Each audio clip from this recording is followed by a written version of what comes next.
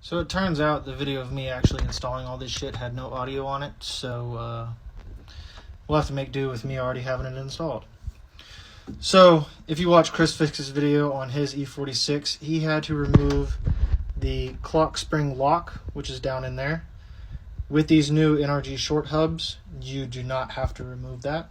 It has a little tab that pushes that spring down, so you don't hear any of that locking ticking on that clock spring at all. So that is good.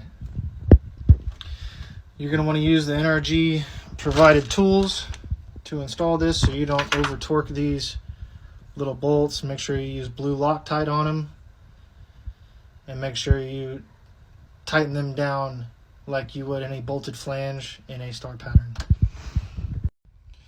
Here's the wheel with it, the SFI rated quick release, which has to be, let me see if I can get this one.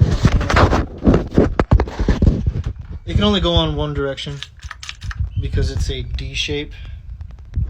So if you try to put it on, say, sideways, it does not work at all.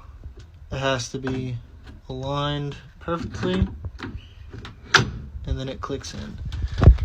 The only little wobble I've found is actually at this connection point where you can see it. You can barely see this thing move at all, but there is a slight bit of play. Not enough to be noticeable when turning the wheel at all. Like, this wheel is pretty damn firm. This on there, it's not coming off. This is one of their reinforced wheels from NRG.